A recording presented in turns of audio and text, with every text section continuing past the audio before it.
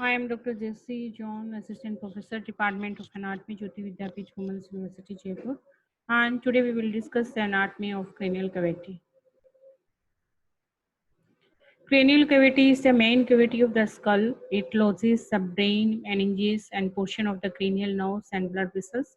It is roofed over by the skull cap, and floor is formed by the upper surface of the base of the skull.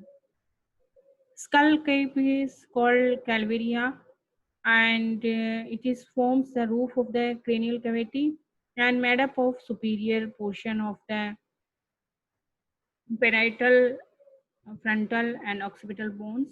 And internal surface appear as an ovoid hollow plate of the bones and present the following features that are coronal, sagittal, lambdoid sutures, sagittal sulcus, and granular pits.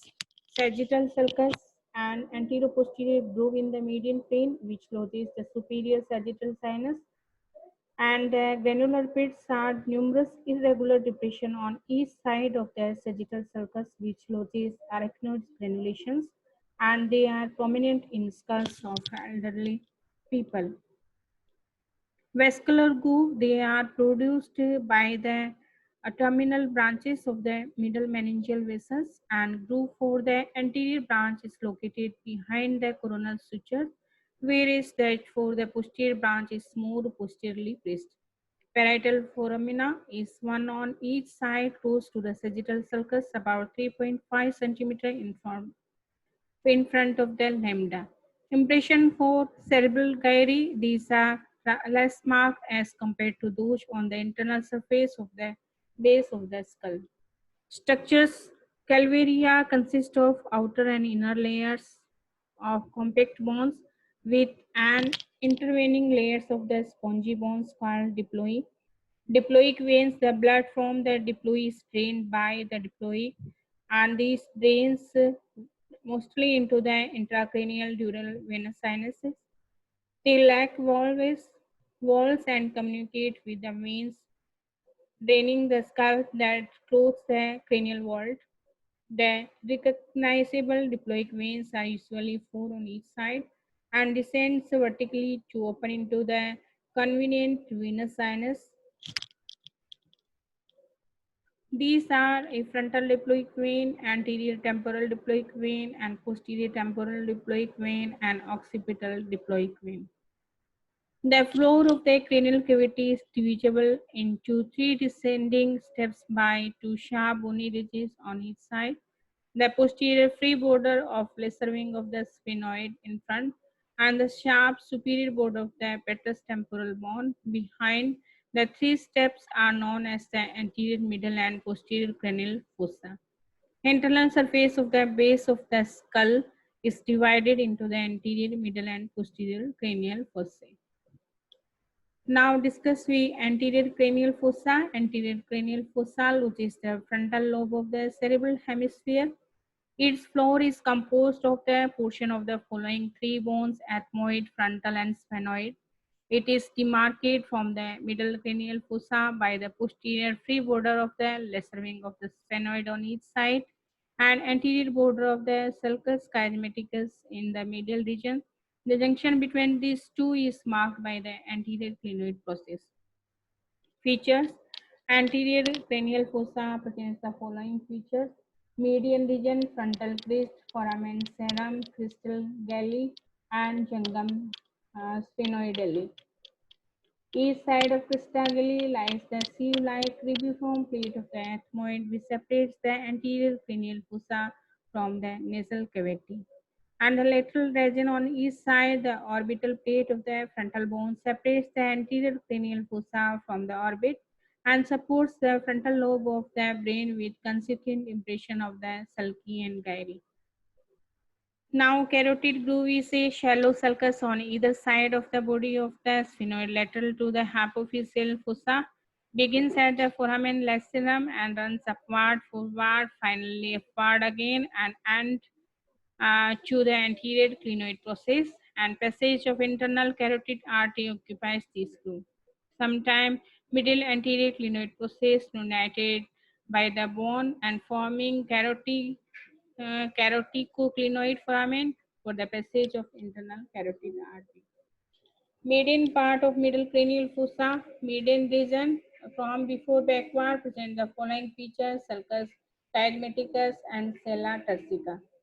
Sella turcica is hollowed out upper surface of the body of the sphenoid, bounded in front by the tuberculum sellae, posterior edge of the sulcus diagmaticus, and behind by the dorsum sellae. Lateral part of the medial cranial fossa. Lateral part of the medial cranial fossa east side is formed by the upper surface of the greater wing of the sphenoid together with the anterior surface of the petrous temporal bone and squamous part of the temporal band. It closes the temporal lobe of the cerebral hemisphere. It is limited front by the sharp posterior border of the lesser wing of the sphenoid and behind by a sharp border of the petrous temporal bone, and bony ridges are related to sphenoparietal and superior petrosal sinus respectively. Greater wing of sphenoid presents four foramina arranged roughly in semicircular array: foramen spinosum, foramen ovale, foramen rotundum, and superior orbital fissure. These four openings, however, only the first two can be seen on the anterior surface of the base of the skull. Groove for middle meningeal vessel lead forward from the foramen spinosum. After a short distance, the groove divides into the anterior and posterior grooves, which lodges the anterior and posterior branches of the middle meningeal vessels. The anterior groove continues to the petrosal carrion and then arch upward and backward across the parietal bone.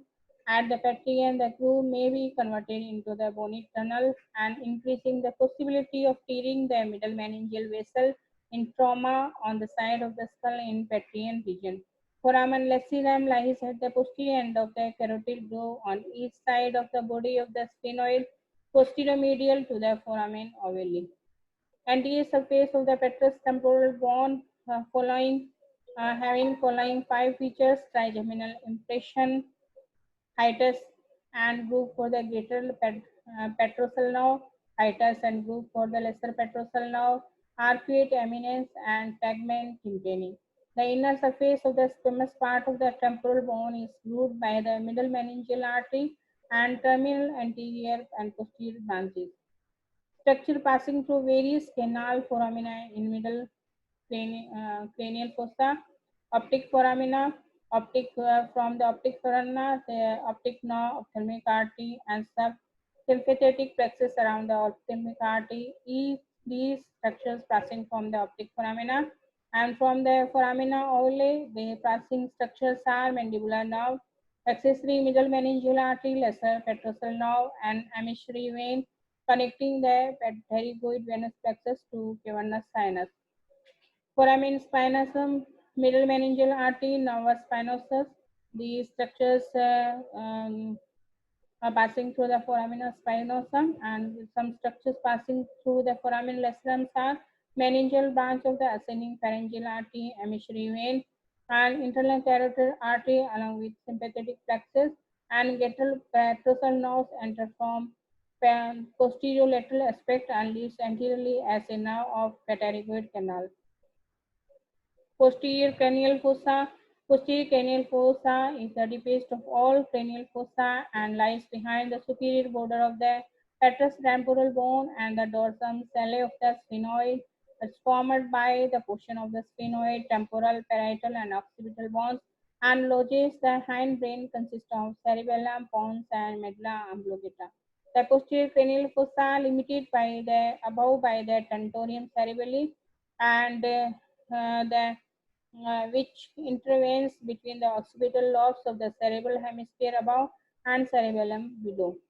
Features: the median area presents the following feature: clivus and foramen magnum, and this is the occipital bone. Squamous part of the occipital bone we can see in this picture, and squamous part of the occipital bone having following features. These are internal occipital crest, internal occipital protuberance, and grooves for the transverse and sigmoid sinus and cerebellar fossa and fossifera occipital lobes, and posterior surface of the petrous bone represents some features. These are internal acoustic meatus, subarcuate fossa, aqueduct of vestibule and cochlear canaliculus.